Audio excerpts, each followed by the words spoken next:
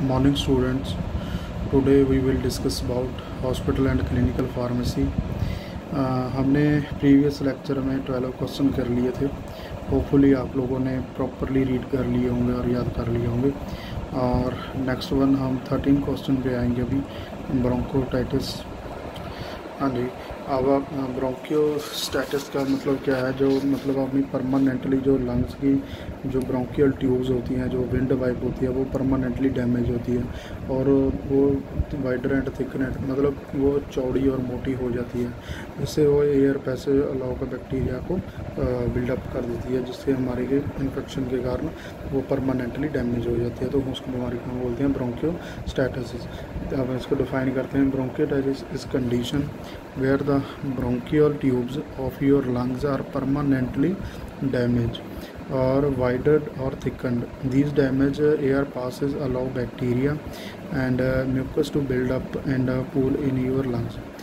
This results in frequent infection and blockage of the airways. There is no cure, but is the manageable and treatable treatment you can typical or normal in life. ठीक है students. ब्रोंकियोस्टैटिस के symptoms हो गए, मतलब खांसने के साथ आपको ब्लड आएगा और मतलब अजीब सी आवाज़ आने लगेगी, तो वो उसके ब्रोंकियोटाइटिस के सिम्टम्स होंगे. देखिए आप लोग पढ़ लेना और अच्छे तरीके से. आगे है कैटाटोनिक बिहेवियर. कैटाटोनिक डिजीज़ क्या है? कैटाटोनिक एक ऐसी बीमारी है जो मतलब जो कोई भी पर्सन नॉर्मल चलने से अलावा वो हाथ लटका के या मतलब वो झुला के बोलने के मतलब ऐसे चलने लग जाता है, उसको बोलते हैं हम कैटाटोनिक बिहेवियर में. और catatonic is a psychomotor disorder. It affects a person ability to move in a normal way. Affected people can experience a variety of symptoms. Catatonia is a group symptom that usually involve a lack of movement and communication, and also can include the agitation, confusion, and restlessness. Until recently, it was thought of type of schizophrenia, but doctors now understand the other mental illness and some condition that through your body metabolism also can make a catatonia. आगे इसके symptoms हैं. मतलब उसको speaking में problem आएगी, not speaking and not responding. अच्छी तरह से वो रिस्पॉन्ड नहीं कर पाएगा किसी बात का. और आगे holding their body is unusual position, मतलब वो अपनी बॉडी को अनयूजुअल पोजीशन में होल्ड करके रखेगा. आगे नेक्स्ट वन है डिमेंशिया. अगर डिमेंशिया आपने देखा जैसे पागलपन बोलते हैं, जिसको उसकी मेमोरी लॉस हो जाती है और उसको कुछ नहीं पता वो कौन है, कहाँ से है, कैसे है. जैसे अपना मतलब उसको डिमेंशिया की प्रॉब्लम्स होगी, मेमोरी लॉस हो जाएगा, अदर सिम्टम हो जाएगी. Dementia is an overall term for disease and condition characterized by the decline in memory loss, language problem solving, other thinking skills that affect a person's ability to perform everyday activities. Memory loss is an example. Alzheimer's disease is the most common causes of dementia. Memory loss and other symptoms of problem with short term memory and paying bills में मतलब उसको भूल जाएगा भी कहाँ पे bill pay की है कि नहीं. Planning of preparing meals, remembering appointments and travelling. ये मतलब डिमेंशिया एक पागलपन नहीं होता है जिसको वो कोई भी चीज़ रख कर भूल गया और उसे पर कुछ ना कुछ होती रहता है, मतलब कुछ पता ही नहीं चलता है. आगे है किस्मिया. आपने देखा होगा जैसे कि किसी इंसान पर या किसी नॉर्मली घर पर आपने देखा होगा शरीर पे बॉडी पर लाल लाल छाले और फिंसी टाइप निकल जाते हैं, तो उसको हम किस्मिया बोलते हैं. ये किसी फंगल इन्फेक्शन के कारण भी हो सकता है. Dermatitis also known as eczema is group disease that result in inflammation of the skin. These diseases are characterized by the itchiness and red skin and rashes. In case of short duration, there may be small blisters, while in long-term cases, the skin may become thickened. The area of skin involved can vary from small to the entire body. ठीक है students. Dermatitis is group of the skin condition that include atopic dermatitis, allergic contact, and dermatitis, irritant contact, and status dermatitis. The exact causes of dermatitis often unclear. Cause may involve combination of the irritation, allergy, and poor venous return.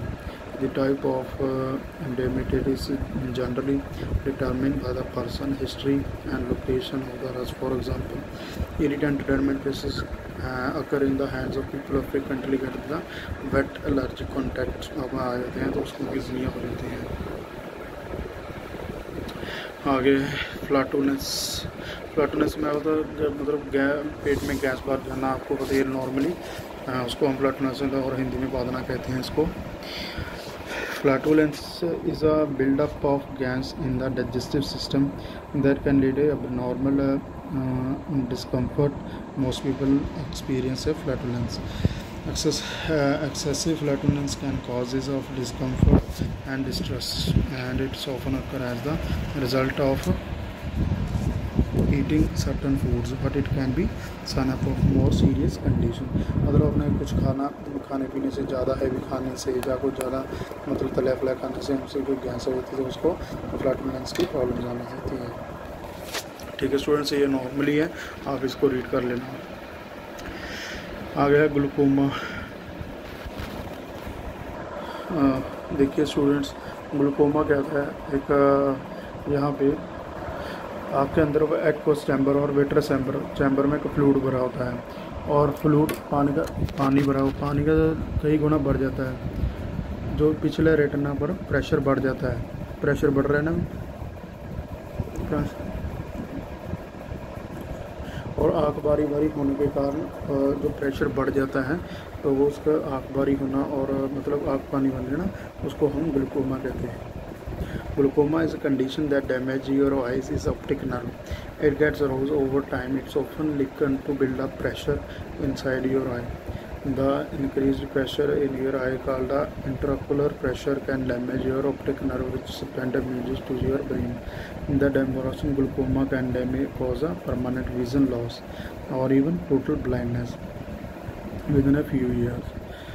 Causes क्या हैं? The fluid inside your eye, called aqueous humor, and usually flow out of your eye through the mesh-like channel. If this channel gets blocked, the liquid build up. Two main types of glaucoma are primary open angle of glaucoma and angle of closure glaucoma. Okay, ठीक है students. आगे है gynaecomastia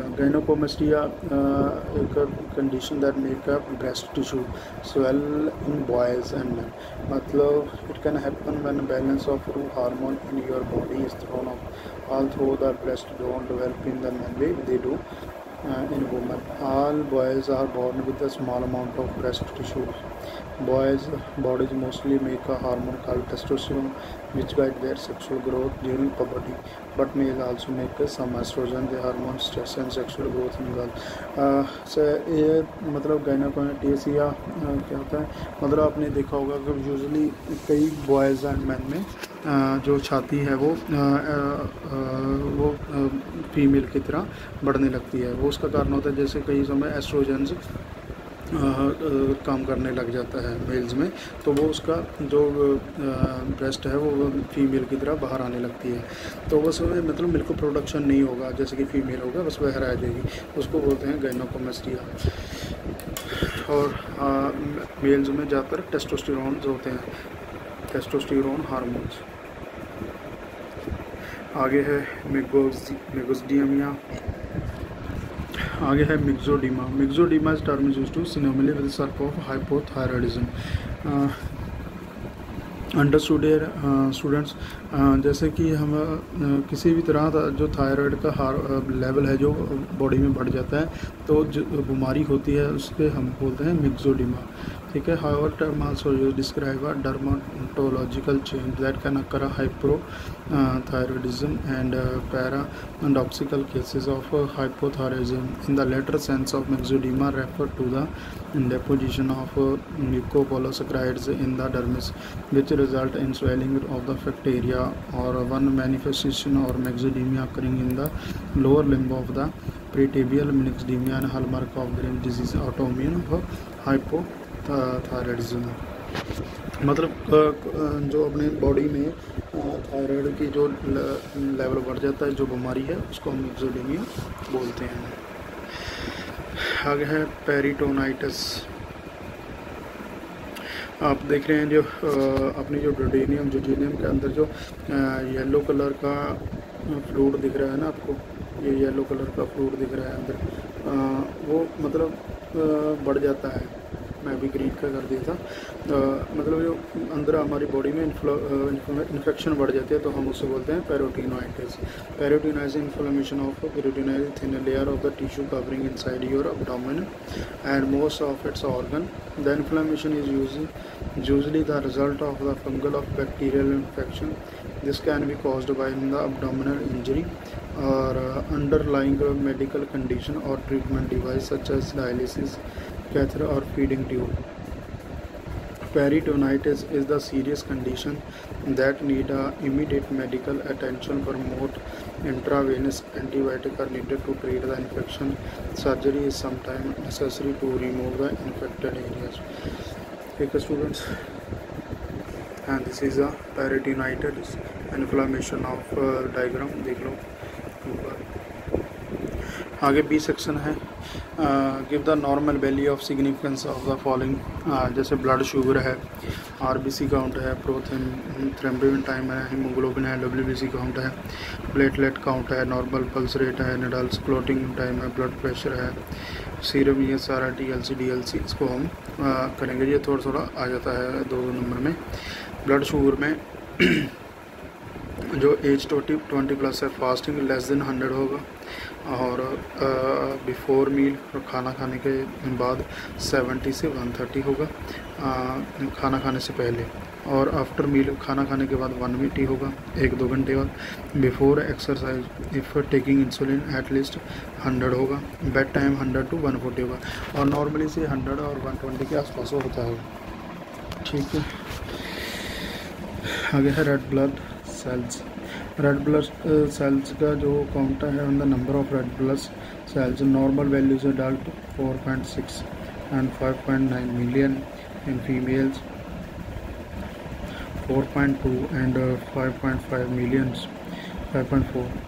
आगे new born में 5.5 होएगा, और 6 million children में होगा 4.6 4.8 मिलियन होगा। And polycythaemia, a high altitude physical training and smoker second delivery फिर होगा। ठीक है स्टूडेंट्स, आगे है प्रोथ्रोम्बिन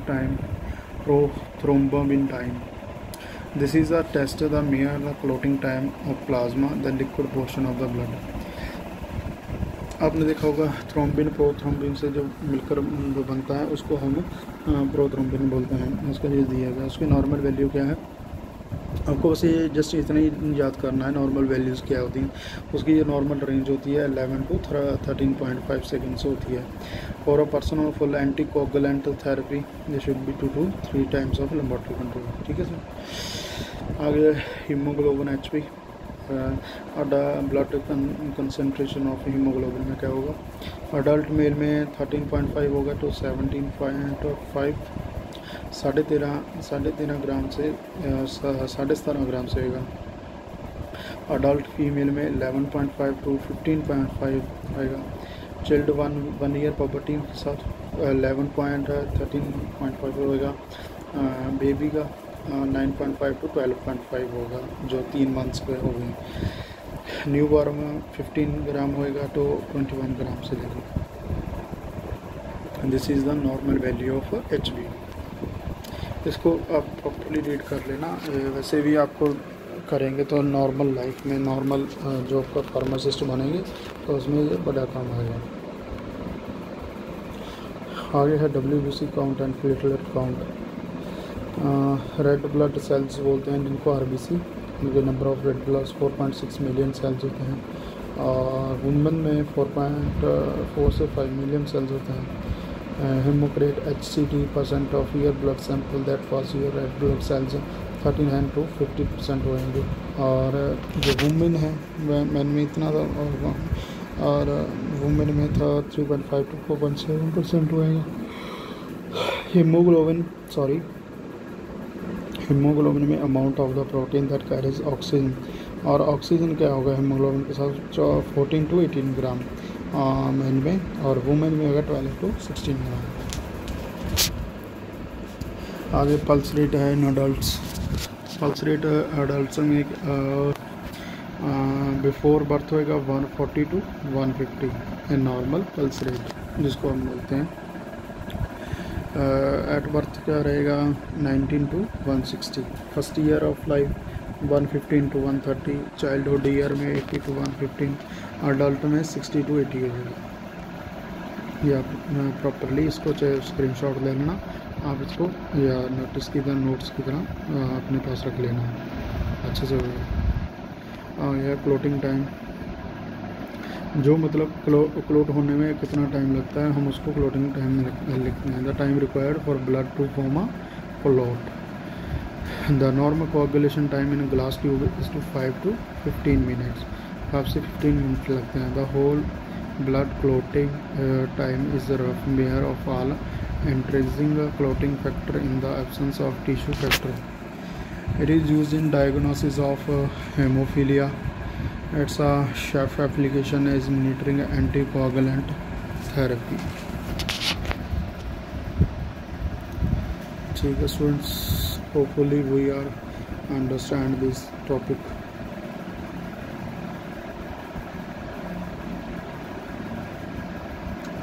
आगे है ब्लड प्रेशर।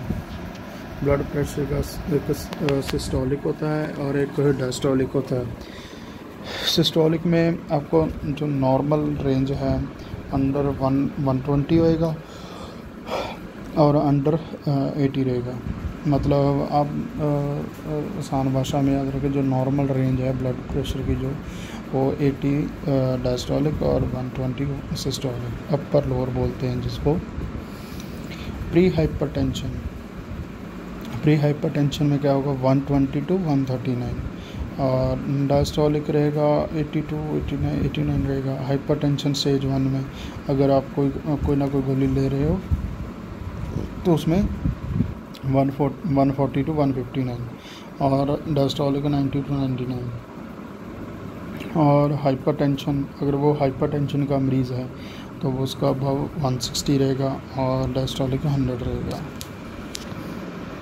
ठीक है स्टूडेंट्स।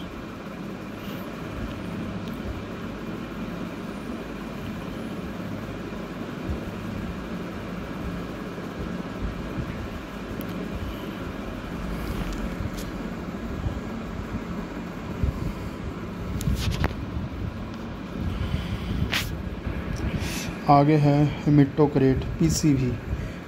इसे हम बोलते हैं एरिथ्रोसाइट्स रेड ब्लड सेल्स। मतलब बॉडी में एरिथ्रोसाइट्स रेड में सेल मशीन कितने होते हैं, जैसे मेल्स में 40 से 45% और इन फीमेल 38 to 42%। इसको हेमेटोक्रेट PCV बोलते हैं। आगे है सीरम बिलिरुबिन टेस्ट है। सीरम बिलिरुबिन और नॉर्मल रेंज टोटल 1.2 मिलीग्राम और डायरेक्ट 1.2 मिलीग्राम। ये हम मतलब लीवर की इन्फेक्शन जानने के लिए ये टेस्ट कर लेते हैं।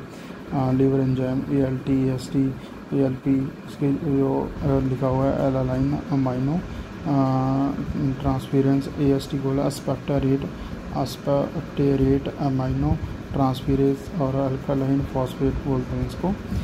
जो ALP है वो 550 to 300 यूनिट है और AST है ग्रेटर दैन और 50 to 300।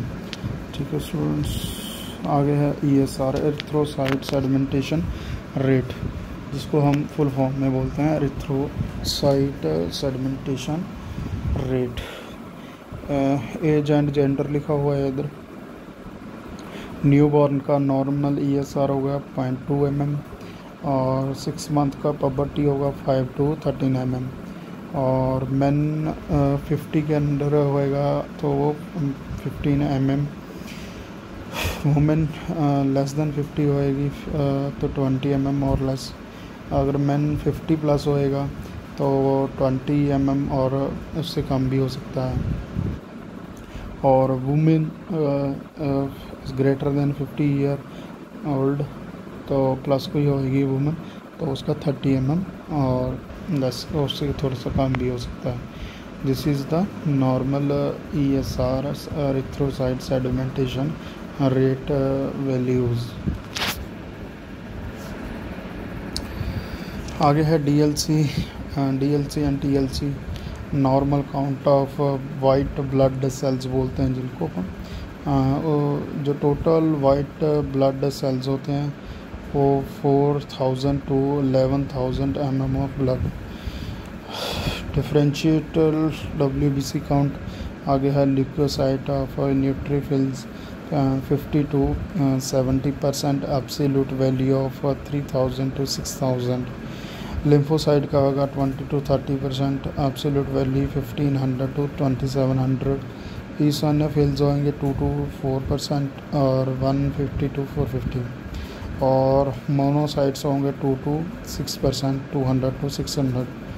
बेसोफिल्स होंगे 0 to 1% और 0 to 100।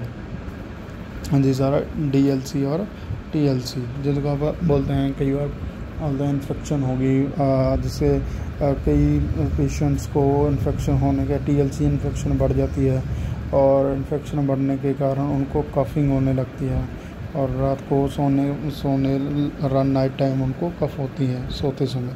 ज़्यादातर बच्चों को भी प्रॉब्लम्स आ जाती हैं जो TLC इन्फेक्शन बढ़ जाती है।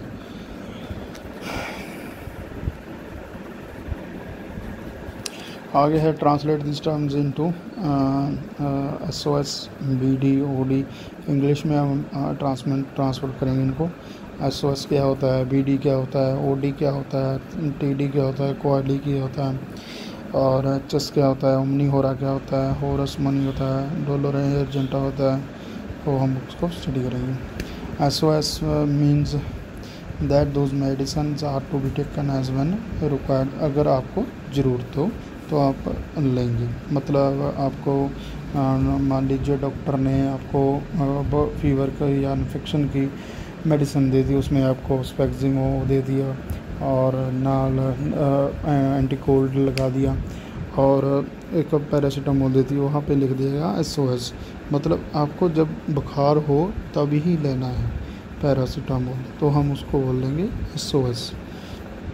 OD means once a daily, so take the medicine 1 time a day. मतलब कोई भी मेडिसिन है उसको 1 टाइम ही लेना है, 1 टाइम लेना है।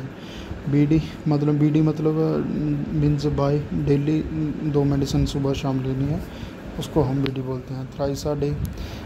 TD means thrice a daily, so take the medicine in time a day, 3 times of a day, तो हम उसको थ्राइस अ डे बोलेंगे। QD means quad daily, so take that medicine 24 times a day. होरा सोमनी meaning is the only taken at night. होरा सोमनी का मतलब होता है जो रात को सोने लेनी है। जैसे कोई भी मेडिसिन होगी जो जिससे आपको नींद आ जाती है, कोई भी मेडिसिन लेने के लिए वो डॉक्टर आपको प्रिस्क्राइब करेगा, वो आप रात को लें, उसको लिखेगा वो HS, होरा सोमनी।